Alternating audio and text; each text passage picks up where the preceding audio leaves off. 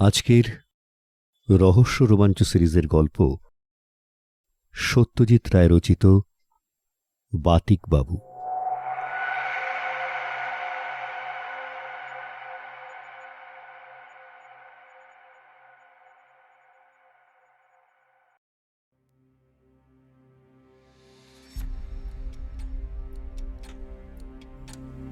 বাতিকবাবুর আসল নামটা জিজ্ঞেস করাই হয়নি।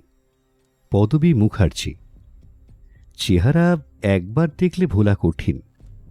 প্রায় 6 ফুট লম্বা, শরীরে চর্বির লেশমাত্র নেই। পিঠটা ধনুকের মতন বাঁকা।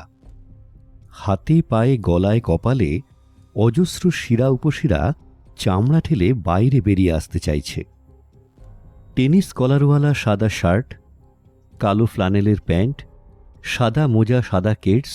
দার্জিলিংয়ের গ্রীষ্মকালে এই ছিল তার মার্কামারা পোশাক। এছাড়া তার হাতে থাকত মজবুত লাঠি।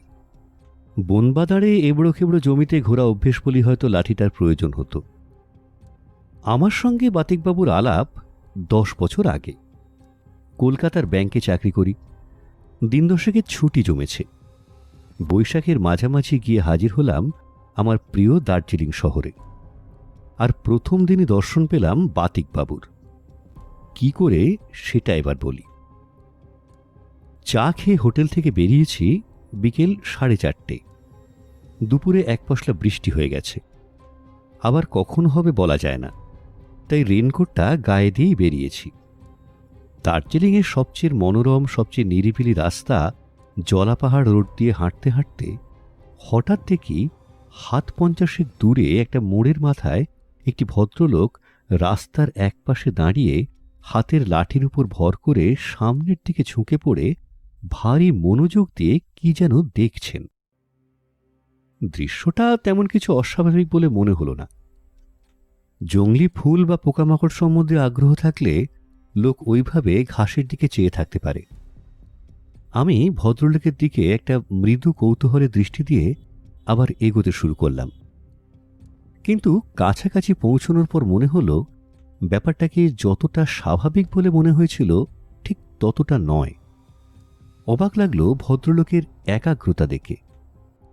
আমি 5 হাত দূরে দাঁড়িয়ে তার হাবভাব লক্ষ্য করছি, অথচ উনি আমাকে সম্পূর্ণ অগ্রাহ্য করে সেই একইভাবে সামনে ঝুঁকে ঘাসের দিকে চেয়ে আছেন। শেষটায় বাঙালি বুঝে একটা প্রশ্ন না করে আর পারলাম না, কিছু হারালেন নাকি? কোনো উত্তর নেই। লোকটা কি কালা? আমার কৌতূহল বাড়ল। ঘটনার শেষ না দেখে আমি যাব না। একটা সিগারেট ধরালাম। মিনিট 3 পরে ভদ্রলোকের অনড় দেহে যেন প্রাণ সঞ্চার হল। তিনি আরও খানিকটা ঝুঁকে পড়ে তার ডান হাতটা ঘাসের দিকে বাড়ালেন। ঘন ঘাসের ভিতর তার হাতের আঙুলগুলো প্রবেশ করল। তারপর হাতটা উঠে এলো। বুড়ো আঙুল আর তর্জনীর মধ্যে একটা ছোট্ট গোল চাকতি। ভালো করে দেখে বুঝলাম সেটা একটা বোতাম, প্রায় একটা আধুলির মতন বড়, সম্ভবত কোটের বোতাম। ভদ্রলোক বোতামটা চোখের সামনে এনে প্রায় মিনিট খানেক ধরে সেটাকে ঘুরিয়ে ফিরিয়ে দেখে জিভ দিয়ে 4 বার করে আক্ষেপের শব্দ করে সেটাকে শার্টের বুক পকেটে পুরে আমাকে সম্পূর্ণ অগ্রাহ্য করে ম্যালের দিকে চলে গেলেন। সন্ধেবেলা ফেরার পথে ম্যালের মুখে ফোয়ারার ধারে দার্জিলিংয়ের পুরনো বাসিন্দা ডক্টর ভৌমিকের সঙ্গে দেখা হল। ইনি কলেজে বাবার সহপাঠী ছিলেন, আমাকে যথেষ্ট স্নেহ করেন। তাকে আজ বিকেলের ঘটনাটা না বলে পারলুম না। ভৌমিক শুনে টুনে বললেন, চেহারা আর হাবভাবের বর্ণনা থেকে তো বাতিকবাবু বলেই মনে হচ্ছে। বাতিকবাবু? Sad case. আসল নাম ঠিক মনে নেই। পদবী মুখার্জি। বছর 5 হলো দার্জিলিংয়ে রয়েছে। ওই গ্রিনলেস ব্যাংকের কাছেই একটা বাড়িতে ঘর ভাড়া নিয়ে থাকে। কটকের রেভেন্স কলেজে ফিজিক্স পড়াতো। জার্মান বিশ্ববিদ্যালয়েরও একটা ডিগ্রি আছে। শুনেছি ব্রিলিয়ান্ট ছাত্র ছিল। চাকরি বাকরি ছেড়ে এখানে চলে এসেছে। পৈতৃক সম্পত্তি কিছু আছে বোধহয়। আপনার সঙ্গে আলাপ আছে? গোড়ার দিকে একবার আমার কাছে এসেছিল। ওই রাস্তায় হোঁচট খেয়ে পড়ে গিয়ে হাঁটুতে সেপটিক হবার জোগাড় হয়েছিল, তা আমি তখন সারিয়ে দিয়েছিলাম। কিন্তু বাতিকবাবু নামটা? ভৌমিক হো হো করে হেসে উঠলেন। সেটা হয়েছে ওর এক উদ্ভট শখের জন্য। অবশ্যই নামকরণটা কে করেছে বলা শক্ত। শখটা কি? তুমি তো নিজের চোখেই দেখলে। রাস্তা থেকে একটা বোতাম তুলে পকেটে নিয়ে নিল। ওইটাই ওর শখ বা হবি বলতে পারো। যেখান সেখান থেকে জিনিস তুলে নিয়ে এসে সযত্নে রেখে দেয়। যে কোনো জিনিস। কেন জানি না আমার লোকটা সম্বন্ধে কৌতূহল বাড়ছিল। ডক্টর ভৌমিক বললেন, আমরা বলবো যে কোনো জিনিস, কিন্তু ভদ্রলোক ক্লেম করবেন সেগুলো অত্যন্ত প্রেশাস। কারণ সেসব জিনিসের সঙ্গে নাকি এক একটা ঘটনা জড়িয়ে আছে। কিন্তু উনি সেটা জানেন কি করে? ডক্টর ভৌমিক তার হাতঘড়িটা একবার দেখে নিয়ে বললেন, সেটা তুমি ওকেই জিজ্ঞেস করে দেখো না। উনি ভিজিটার পেলে খুশি হন, কারণ ওর গল্পের স্টক প্রচুর।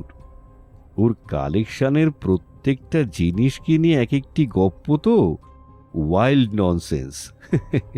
বলা বাহুল্য, তবে উনি সেগুলো বলতে পারলে খুশি হন। অবশ্যই তুমি শুনে খুশি হবে কিনা সেটা আলাদা কথা। পরদিন সকালে ব্রেকফাস্ট খেয়ে বেরিয়ে পড়লাম। গ্রিনলেস ব্যাংকের কাছে বাতিকবাবুর বাড়ি চিনে বের করতে খুব একটা অসুবিধে হল না, কারণ পাড়ার সকলেই ভদ্রলোককে চেনে। 17 নম্বর বাড়ির দরজায় টোকা মারতেই ভদ্রলোক বেরিয়ে এলেন, এবং আশ্চর্য এই যে আমায় দেখেই চিনতে পারলেন। কাল আপনি আমাকে একটা কথা জিজ্ঞেস করলেন, কিন্তু আমার তখন উত্তর দেওয়ার অবস্থা ছিল না। ওই সময় কনসেন্ট্রেশন নষ্ট হতে দিলেই সর্বনাশ। তা আসুন, ভেতরে আসুন। ঘরে ঢুকেই প্রথমে চোখে পড়ল আলমারি। বাঁদিকের দেয়ালের অর্ধেকটা অংশ জুড়ে একটা কাঁচে ঢাকা আলমারির প্রতিটি তাকে পাশাপাশি রাখা অতি সাধারণ সব জিনিস, যেগুলোর একটার সঙ্গে আরেকটার কোনো সম্পর্ক নেই। একবার চোখ বুলিয়ে একটা সেলফে পাশাপাশি চোখে পড়ল একটা গাছের শেকড়, একটা মরচে ধরা তালা, একটা আদ্যিকালের গোল্ড ফ্লেকের টিন, একটা উলবোনার কাঁটা, একটা জুতোর বুরুশ, একটা টর্চ লাইটের ব্যাটারি। আমি অবাক হয়ে এইসব দেখছি, এমন সময় ভদ্রলোক বললেন, ওগুলো দেখে আপনি বিশেষ আনন্দ পাবেন না, কারণ ওসব জিনিসের মূল্য কেবল আমিই জানি। আমি বললাম, শুনেছি এসব জিনিসের সঙ্গে নাকি এক একটা বিশেষ ঘটনার সম্পর্ক রয়েছে। তা আছে বই কি, কিন্তু সেরকম তো সব জিনিসের সঙ্গেই থাকে। এই যেমন আপনি ঘড়িটা হাতে পড়েছেন। ভদ্রলোক হাত তুলে আমার কথা বন্ধ করে দিয়ে বললেন, ঘটনা জড়িয়ে থাকে অবশ্যই, কিন্তু সব জিনিসের ওপর সে ঘটনার ছাপ থেকে যায় না। কচ্ছিৎ কদাচিৎ এক একটা জিনিস মেলে যার মধ্যে সে ছাপটা থাকে। যেমন কালকের এই বোতামটা। ঘরের ডান দিকে একটা রাইটিং ডেস্কের ওপর বোতামটা রাখা ছিল। ভদ্রলোক সেটা আমার দিকে এগিয়ে দিলেন। খয়েরি রঙের কোটের বোতাম। তার মধ্যে কোনো রকম বিশেষত্ব আমার চোখে ধরা পড়ল না। কিছু বুঝতে পারছেন কি? বাধ্য হয়েই না বলতে হলো। বাতিকবাবু বললেন, এই বোতাম একটি সাহেবের কোট থেকে এসেছে। ঘোড়ার পিঠে চড়ে জলাপাহাড় রোড দিয়ে যাচ্ছিলেন। বয়স 60-এর কাছাকাছি। রাইডিংয়ের পোশাক পরা, সবল সুস্থ মিলিটারি চেহারা। যেখানে বোতামটা পেলুম সেইখানটা এসে ভদ্রলোকের স্ট্রোক হয়, ঘোড়া থেকে পড়ে যান। দুজন পথচারী দেখতে পেয়ে তার দিকে ছুটে আসে, কিন্তু তিনি অলরেডি ডেড। ঘোড়া থেকে পড়ার সময়ই বোতামটা কোট থেকে ছিঁড়ে রাস্তার ধারে পড়ে যায়। এসব কি আপনি দেখতে পান? ভিভিডলি। যত বেশি মনোসংযোগ করা যায় তত বেশি স্পষ্ট দেখি। কখন দেখেন? এই জাতীয় বিশেষ গুণসম্পন্ন কোনো বস্তুর কাছে এলেই আমি প্রথমে একটা মাথার যন্ত্রণা অনুভব করি। তারপর তারপর দৃষ্টি কেমন ঝাপসা হয়ে আসে, মনে হয় পড়ে যাব, সাপোর্ট দরকার। কিন্তু তারপরেই দৃশ্য দেখা শুরু হয়, আর পাটাও স্টেডি হয়ে যায়। এই এক্সপিরিয়েন্সের ফলে আমার শরীরের টেম্পারেচারও বেড়ে যায় প্রতিবার। কাল প্রায় রাত 8টা পর্যন্ত 102 জ্বর ছিল। অবশ্যই জ্বরটা বেশিক্ষণ থাকে না, এই এখন যেমন আমি সম্পূর্ণ সুস্থ। ব্যাপারটা আজগুবি হলেও আমার বেশ মজা লাগছিল।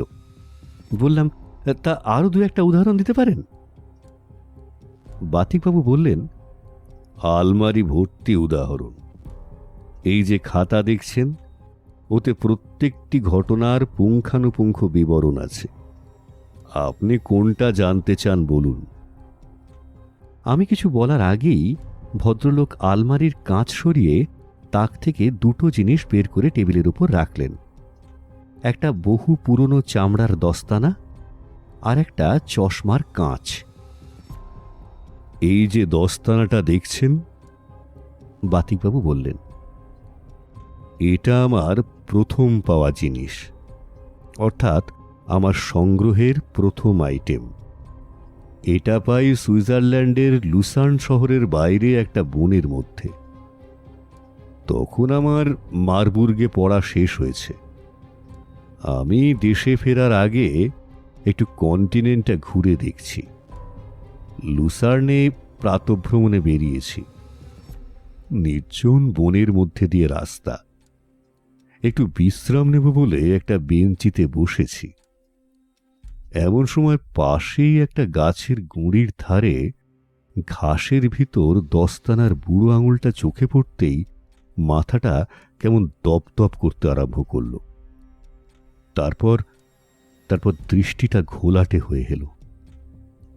তারপর চোখের সামনে ভেসে উঠল ছবি। একটা সুবেশ সম্ভ্রান্ত ভদ্রলোক, মুখে লম্বা বাঁকানো সুইস পাইপ, দস্তানা পরা হাতে ছড়ি নিয়ে হেঁটে চলেছেন রাস্তা দিয়ে। আচমকা ঝোপের পিছন থেকে দুটো লোক বেরিয়ে এসে তাকে আক্রমণ করল। ভদ্রলোক মরিয়া হয়ে হাত পা ছুঁড়লেন। ধস্তাধস্তির ফাঁকে তার ডান হাতে দস্তানাটি হারালেন। দুর্বৃত্তরা তার উপর ঝাঁপিয়ে পড়ে তাকে নির্মমভাবে হত্যা করে তার কোটের পকেট থেকে টাকা কড়ি ও হাত থেকে সোনার ঘড়িটি নিয়ে পালালো। সত্যি এরকম কোনো ঘটনা ঘটেছিল কি? আমি 3 দিন হাসপাতালে ছিলুম। জ্বর, ডিলিরিয়াম, আরো অনেক কিছু। ডাক্তার স্টাইনিটস রোগ ধরতে পারলেন না। তারপর আপনি সেরে উঠে হাসপাতাল থেকে বেরিয়ে এসে অনুসন্ধান আরম্ভ করি। 2 বছর আগে ওই বনে ঠিক ওই জায়গায় কাউন্ট ফার্নিন্ডস মুসাব বলে একজন ধনী ব্যক্তি ঠিক ওইভাবে খুন হয়। তার ছেলে দস্তানাটা চিনতেও পারে। ভদ্রলোক এমন সহজভাবে ঘটনাটা বলে গেলেন যে তার কথা অবিশ্বাস করতে ইচ্ছে করছিল না। বললাম, আপনি সেই তখন থেকেই আপনার সংগ্রহ শুরু করেন?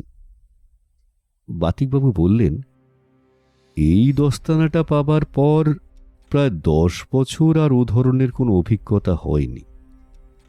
ততদিনে আমি দেশে ফিরে কটকের কলেজে প্রফেসরি আরম্ভ করেছি।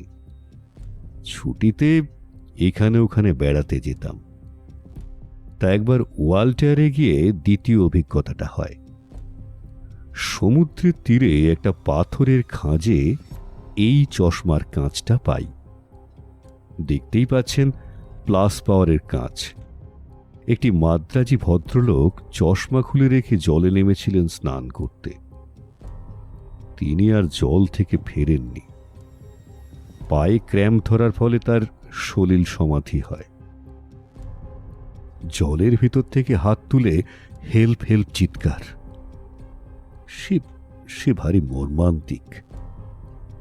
তারই চশমার এই কাঁচটি 4 বছর পরে আমি পাই। এটাও যে সত্যি ঘটনা সেটা আমি যাচাই করে জেনেছি। Well known drowning case. মৃত ব্যক্তি কোয়েম্বাটোরে থাকতেন। নাম শিবরমন। ভদ্রলোক দস্তানা ও চশমার কাঁচ যথাস্থানে রেখে আবার জায়গায় এসে বসলেন। আমার এই আলমারিতে কতগুলো জিনিস আছে জানেন? 172টা। আমার গত 30 বছরের সংগ্রহ। বলুন তো, এরকম সংগ্রহের কথা আর কখনো শুনেছেন কি? আমি মাথা নেড়ে বললাম, আপনার এই হবিটি যে একেবারে ইউনিক সে বিষয়ে কোনো সন্দেহ নেই, কিন্তু আপনার প্রত্যেকটি জিনিসের সঙ্গেই কি মৃত্যুর একটা সম্পর্ক রয়েছে? ভদ্রলোক গম্ভীরভাবে বললেন, তাই তো দেখছি। শুধু মৃত্যু নয়, আকস্মিক অস্বাভাবিক মৃত্যু। খুন, আত্মহত্যা, অপঘাত মৃত্যু, হঠাৎ হৃদযন্ত্রের ক্রিয়া বন্ধ হয়ে যাওয়া, এই জাতীয় ঘটনার সঙ্গে যোগ থাকলে তবেই এক একটা জিনিস আমার মধ্যে এই বিশেষ প্রতিক্রিয়া সৃষ্টি করে। আচ্ছা, ওগুলোর সবই কি রাস্তায় বা মাঠে ঘাটে পাওয়া? তা অধিকাংশই। আর বাকিগুলো পাওয়া চোরাবাজারে, নিলামে, কিউরিওর দোকানে। এই যে কাঠ গ্লাসের সুরাপাত্রটি দেখছেন, এটা পাই কলকাতার রাসেল স্ট্রিটের একটা নিলামের দোকানে।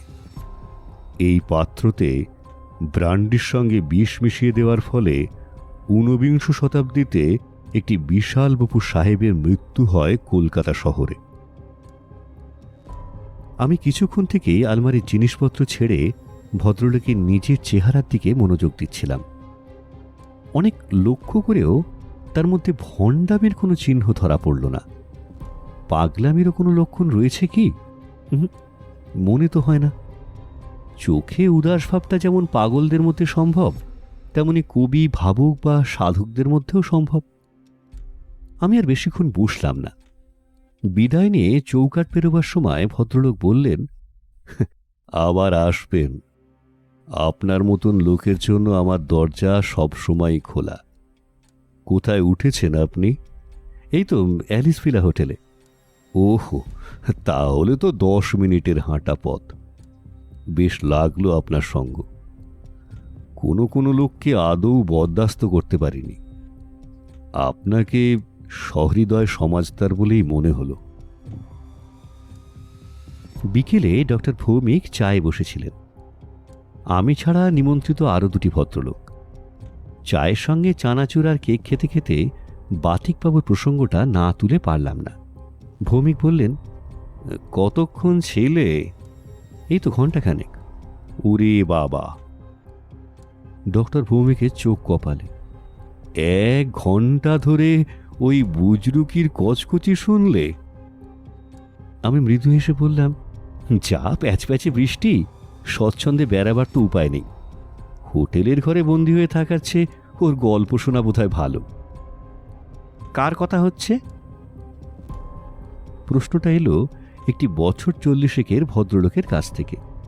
মিস্টার খাস্তগির বলে পরিচয় করিয়ে দিয়েছেন ডক্টর ভৌমিক। বাতিকবাবুর বাতিকের বর্ণনা শুনে খাস্তগির একটা বাঁকা হাসি হেসে বললেন, এইসব লোককে এখানে আস্তানা গাড়তে দিয়ে দার্জিলিংয়ের বায়ু দূষিত করছেন কেন ডাক্তার ভৌমিক? ডক্টর ভৌমিক হালকা হেসে বললেন, এত বড় একটা শহরে বায়ু দূষিত করার ক্ষমতা কি লোকটার আছে? বোধ হয় না। মিস্টার নস্কর নামক 3য় ভদ্রলোকটি ভারতবর্ষে বুজরুকদের কুপ্রভাব সম্বন্ধে একটা ছোটখাটো বক্তৃতাই দিয়েছিলেন। শেষকালে আমি বলতে বাধ্য হলাম যে বাতিকবাবু যেহেতু নিঃসঙ্গ জীবনযাপন করেন, তাঁর বুজরুকির প্রভাব আর 5 জনের উপর পড়ার সম্ভাবনা খুবই কম। ভৌমিক দার্জিলিংয়ে রয়েছেন প্রায় 30 বছর। খাস্তগিরও অনেক দিনের বাসিন্দা। শেষ পর্যন্ত এদের দুজনকে উদ্দেশ্য করে একটা প্রশ্ন না করে পারলাম না। আচ্ছা, জলা পাহাড় রোডে কোনো অশ্বারোহী সাহেব হার্ট ফেল করে মারা যায় এমন কোনো ঘটনা জানা আছে আপনাদের? কে, মেজর ব্র্যাডলি? প্রশ্ন করলেন ডক্টর ভৌমিক। সে তো বছর 8 আগেকার ঘটনা। স্ট্রোক হয়েছিল, সম্ভবত জলা পাহাড় রোডেই। হাসপাতালে এনেছিল, কিন্তু তার আগেই মারা যায়। কেন বলো তো? আমি বাতিকবাবুর বোতামের কথাটা বললাম। মিস্টার খাস্তগির একেবারে তেলে বেগুনে জ্বলে উঠলেন। লোকটা এইসব বলে অলৌকিক ক্ষমতা ক্লেম করছে নাকি? এ তো 1 নম্বরে শয়তান দেখছি হে। সে নিজে দার্জিলিংয়ে রয়েছে একদিন। ঘোড়ার পিঠে সাহেব মরেছে সে খবর তো এমনিতেই তার কানে পৌঁছতে পারে। সেখানে অলৌকিক ক্ষমতার প্রয়োজনটা আসছে কোত্থেকে? কথাটা অবশ্যই আমারও মনে হয়েছিল। দার্জিলিংয়ে থেকে দার্জিলিংয়ের একটি ঘটনার কথা জানতে পারা বাতিকবাবুর পক্ষে মোটেই অসম্ভব নয়। আমি তাই আর প্রসঙ্গটা বাড়ালাম না। চায়ের পর্ব এবং 5 রকম এলোমেলো কথাবার্তা শেষ হওয়ার পর আমি ওঠার সঙ্গে সঙ্গেই মিস্টার নস্করও উঠে পড়লেন। বললেন উনিও অ্যালিস ভিলার দিকটাতেই থাকেন, তাই আমার সঙ্গে একসঙ্গেই হেঁটে ফিরবেন। আমরা ডক্টর ভৌমিকের কাছ থেকে বিদায় নিয়ে বেরিয়ে পড়লাম। বাইরে সন্ধে হয়ে এসেছে। আমি দার্জিলিংয়ে আসার পর এই প্রথম দেখলাম আকাশের ঘন মেঘে ফাটল ধরেছে, আর সেই ফাটলের মধ্যে দিয়ে অস্তগামী সূর্যের রশ্মি মঞ্চের স্পটলাইটের মতো শহর ও তার আশেপাশে পাহাড়ের গায়ে পড়েছে। মিস্টার নস্করকে দেখে বেশ মজবুত মনে হয়েছিল, কিন্তু এখন বুঝতে পারছি চড়াই উঠতে তাকে বেশ বেগ পেতে হচ্ছে। হাঁপানির মধ্যে জিজ্ঞেস করলেন, আপনার এই ভদ্রলোকটি কোথায় থাকেন? বললাম, দেখা করবেন নাকি? না না, এমনি কৌতূহল হচ্ছিল। বাতিকবাবুর বাড়ির হদিস দিয়ে বললাম, ভদ্রলোক বেড়াতে টেড়াতে বেরোন, হয়তো পথেই দেখা হয়ে যেতে পারে। কি আশ্চর্য, হলোও তাই। কথাটা বলার 2 মিনিটের মধ্যেই একটা মোড় ঘুরতেই সামনে 20 হাত দূরে দেখি বাতিকবাবুর ডান হাতে তার লাঠি আর বাঁ হাতে একটা খবরের কাগজের মোড়ক নিয়ে আমাদেরই দিকে এগিয়ে আসছেন। আমাকে সামনে দেখতে পেয়ে ভদ্রলোকের মুখের যে ভাবটা হলো, সেটাকে যদিও হাসি বলা চলে না, কিন্তু সেটা অপ্রসন্ন ভাব নয় নিশ্চয়ই। বললেন, বাড়িতে ইলেকট্রিসিটি ফেল করেছে ভাই, তাই মোমবাতি কিনে নিয়ে যাচ্ছি। ভদ্রতার খাতিরে মিস্টার নস্করের সঙ্গে আলাপটা না করিয়ে পারলাম না। Mister Naskar, mister Mukherjee. নস্কর দেখলাম সাহেবী মেজাজের লোক। নমস্কার না করে ডান হাতটা বাড়িয়ে দিলেন। বাতিকবাবু মুখে কোনো রকম সৌজন্য প্রকাশ না করে হাতটা ধরে হ্যান্ডশেক করলেন। তারপর যেমন দাঁড়িয়েছিলেন তেমনই দাঁড়িয়ে রইলেন। আমার তো বটেই, মিস্টার নস্করেরও নিশ্চয়ই বেশ অপ্রস্তুত লাগছিল। প্রায় 8 মিনিট চুপ করে থাকার পর আর না পেরে নস্কর বললেন, ওয়েল, আমি তাহলে এগোই। আপনার কথা শুনেছিলাম, লাকিলে আলাপ হয়ে গেল। চলি মিস্টার মুখার্জি। আমাকেও বাধ্য হয়েই কথাটা বলতে হলো। বাতিকবাবুকে এবার সত্যি পাগল বলে মনে হচ্ছিল। রাস্তার মাঝখানে কাঠের পুতুলের মতো দাঁড়িয়ে কি যে ভাবছেন তা উনিই জানেন। আমাদের দুজনের বিদায় নেওয়াটা উনি যেন গ্রাহ্যই করলেন না। নস্করকে না হয় পছন্দ না হতে পারে, আমার সঙ্গে তো আজ সকালেই দিব্যি ভালো ব্যবহার করেছেন। ভদ্রলোককে ছাড়িয়ে এগিয়ে গিয়ে পিছন ফিরে দেখলাম তিনি এখনো ঠিক সেইভাবেই দাঁড়িয়ে আছেন। নস্কর মন্তব্য করলেন, আপনার কাছে শুনে যতটা ছিটগ্রস্ত মনে হয়েছিল, এখন দেখছি তার চেয়েও বেশ কয়েক কাঠি বেশি। রাত 9টা। সবেমাত্র ডিনার শেষ করে একটা পান মুখে দিয়ে গোয়েন্দা উপন্যাসটা নিয়ে বিছানায় ঢুকবো ভাবছি। এমন সময় বেয়ারা এসে খবর দিলে একজন নাকি আমার খোঁজ করছে। বাইরে বেরিয়ে এসে রীতিমতো অবাক হয়ে গেলাম। এত রাত্রে বাতিকবাবু আমার কাছে কেন? আজই সন্ধেবেলা ভদ্রলোকের যে মুহ্যমান ভাবটা দেখেছিলাম সেটা যেন এখনো সম্পূর্ণ কাটেনি। বললেন, একটু বসবার জায়গা হবে ভাই, নিরিবিলি। বাইরে দাঁড়াতে আপত্তি ছিল না, কিন্তু আবার গুঁড়ি গুঁড়ি বৃষ্টি শুরু হয়েছে তো। ভদ্রলোককে আমার ঘরে নিয়ে এলাম। চেয়ারে বসে হাঁপ ছেড়ে বললেন, পালসটা একবার দেখো তো। তুমি বলছি, কিছু মনে করো না। গায়ে হাত দিয়ে চমকে উঠলাম, রীতিমতো জ্বর। ব্যস্ত হয়ে বললাম, একটা অ্যানাসিন দেব, আমার সঙ্গেই আছে। বাতিকবাবু হেসে বললেন, কোনো সিনেই কাজ দেবে না, জ্বর থাকবে এই রাতটা, কাল রেমিশন হয়ে যাবে। কিন্তু আসল ব্যাপারটা জ্বর নয়। তোমার কাছে চিকিৎসার জন্য আসিনি, আমার যেটা দরকার সেটা হলো ওই আংটিটা। আংটি? কোন আংটির কথা বলছেন ভদ্রলোক? আমার হতভম্ব ভাব দেখে ভদ্রলোক যেন একটু অসহিষ্ণুভাবে বললেন, ওই যে নস্কর না তস্কর কি নাম বললে যেন, তার হাতের আংটিটা দেখোনি? সস্তা আংটি, পাথর টাথর নেই, কিন্তু ওটি আমার চাই। এখন মনে পড়ল মিস্টার নস্করের ডান হাতে একটা রূপোর সিগনেট রিং লক্ষ্য করেছিলাম বটে। বাতিকবাবু বলে চলেছেন, হ্যান্ডশেকের সময় হাতের তেলোয় ঠেকে গেল আংটিটা। মনে হলো শরীরের ভেতর একটা এক্সপ্লোশন হয়ে গেল। তারপর যা হয় তাই। রাস্তার মাঝখানে হতভম্ব হয়ে দাঁড়িয়ে ঘটনাটা দেখতে আরম্ভ করেছিল। এমন সময় উল্টো দিক থেকে একটা জিপ এসে দিলে সব মাটি করে। তার মানে ঘটনাটা আপনার দেখা হয়নি? যতদূর দেখেছি তাতেই যথেষ্ট। খুনের ব্যাপার, আততায়ীর মুখ দেখিনি। আংটি সমেত হাতটা এগিয়ে যাচ্ছে একটা লোকের গলার দিকে। ভিকটিম অবাঙালি, মাথায় রাজস্থানী টুপি, চোখে সোনার চশমা, চোখ দুটো বিস্ফারিত, চেঁচাবে বলে মুখ খুলেছে। তলার পাটির একটি দাঁত সোনা দিয়ে বাঁধানো। ব্যাস এই পর্যন্তই। কিন্তু কিন্তু ওই আংটিটি আমার চাই।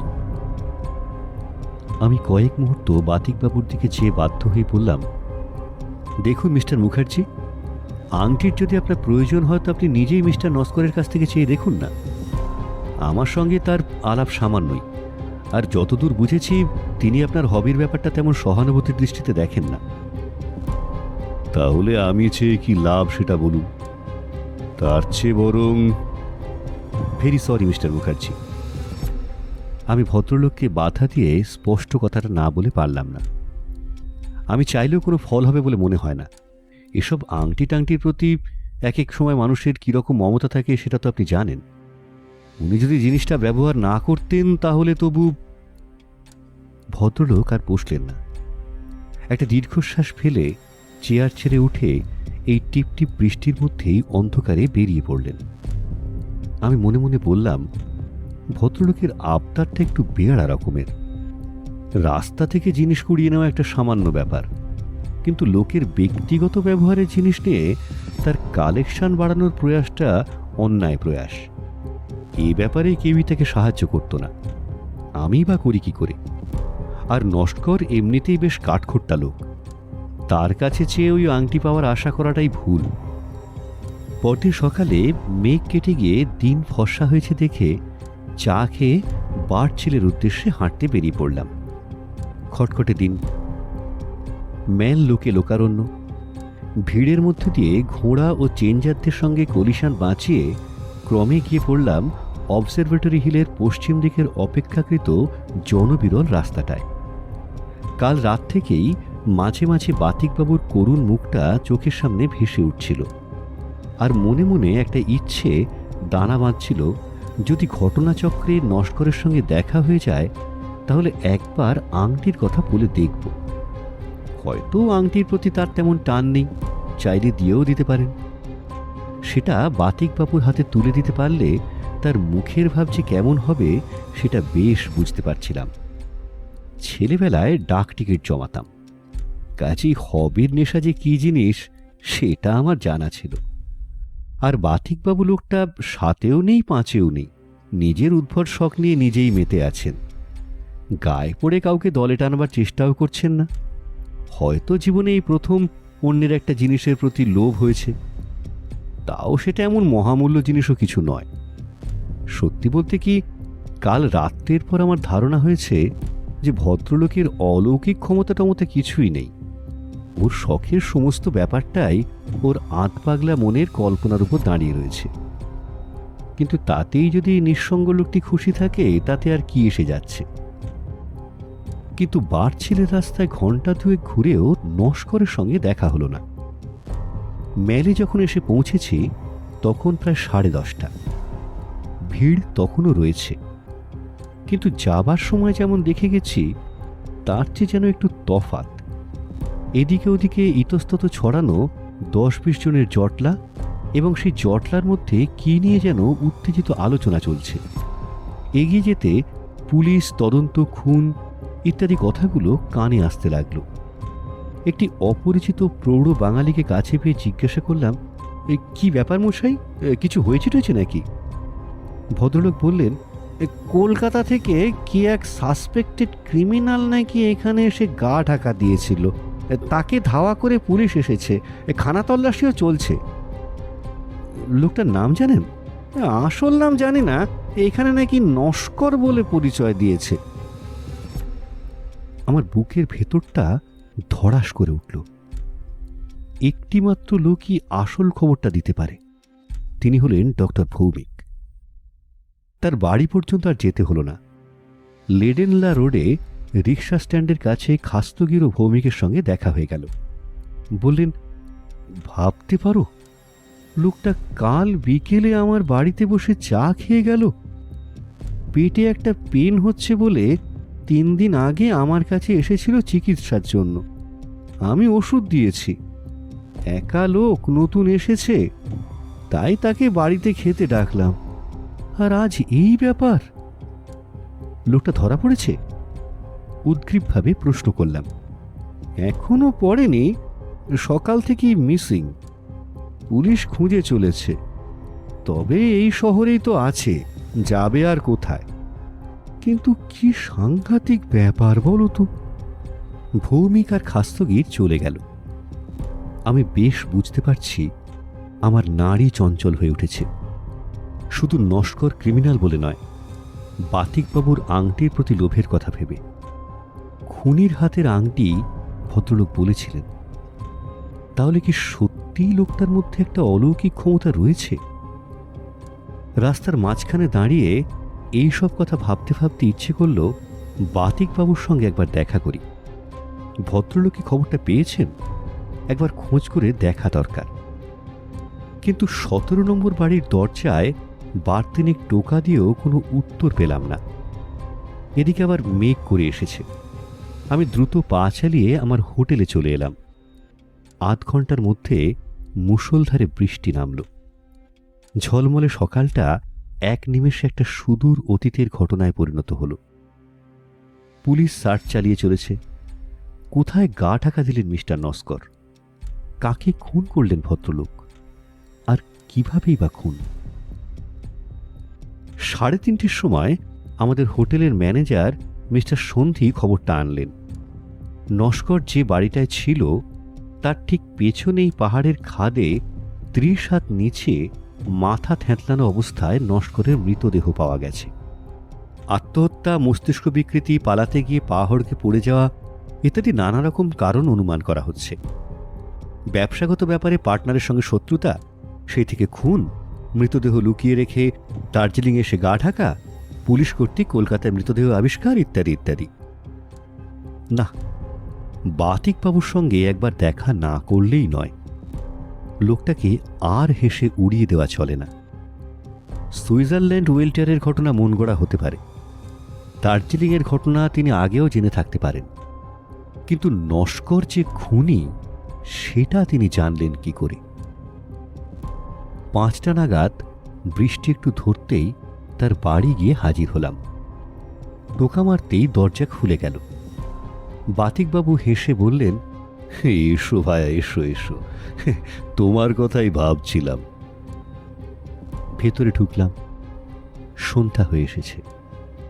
বাতিকবাবুর টেবিলের উপর টিমটিম করে একটা মোমবাতিও জ্বলছে। আজও ইলেকট্রিসিটি আসেনি। ম্লান হাসি হেসে বললেন ভদ্রলোক। আমি বেতের চেয়ারে বসে বললাম, খবর পেয়েছেন? তোমার সেই তস্করের খবর? খবরে আমার কি হবে বলো, আমি সবই জানতে পেরেছিলাম, তবে আমি তার কাছে কৃতজ্ঞ। কৃতজ্ঞ? অবাক হয়ে প্রশ্ন করলাম আমি। আমার সংগ্রহের সবচেয়ে মূল্যবান জিনিসটি সে আমাকে দিয়ে গেছে। দিয়ে গেছে? আমার গলা শুকনো। ওই দেখো না, টেবিলের ওপর রয়েছে। আবার টেবিলের দিকে চাইতে মোমবাতির পাশেই খোলা খাতার সাদা পাতার উপর আংটিটা চোখে পড়ল। ঘটনার বর্ণনাটা লিখে রাখছি। আইটেম নম্বর 173। বাতিকবাবু বললেন। আমার মাথার মধ্যে একটা প্রশ্ন ঘুরছে। দিয়ে গেছে মানে? কখন দিয়ে গেল? এমনিতে কি দিতে চায়? বাতিকবাবু একটা দীর্ঘশ্বাস ফেললেন। জোর করে নিতে হলো। আমি স্তব্ধ হয়ে বসে আছি। ঘরের ভিতর একটা টাইম পিস টিকটিক করে বেজে চলেছে। তুমি এসে ভালোই হলো, বাতিকবাবু বললেন। একটা জিনিস তোমাকে দিচ্ছি, সেটা তোমার কাছেই রেখে দিও। বাতিকবাবু চেয়ার ছেড়ে উঠে ঘরের উল্টো দিকে অন্ধকার কোণাটায় চলে গেলেন। সেখান থেকে খুটখুট শব্দ এলো, আর তার সঙ্গে তার কথা। এটাও আমার সংগ্রহে রাখার উপযুক্ত, কিন্তু এটার প্রভাব আমি আর সহ্য করতে পারছি না। বারবার জ্বর আসছে, আর একটা ভারী অপ্রীতিকর দৃশ্য আমার চোখের সামনে ভেসে উঠছে। ভদ্রলোক কথা বলতে বলতে অন্ধকার থেকে আলো এসে দাঁড়িয়েছেন। তার ডান হাতটা আমার দিকে বাড়িয়ে রয়েছেন তিনি। সেই হাতে ধরা রয়েছে তার অতি পরিচিত সেই লাঠিটা। মোমবাতির এই ম্লান আলোতেও বুঝতে পারলাম যে লাঠির হাতলের মাথায় যে লাল দাগটা রয়েছে সেটা শুকিয়ে যাওয়া রক্তের দাগ ছাড়া আর কিছুই নয়।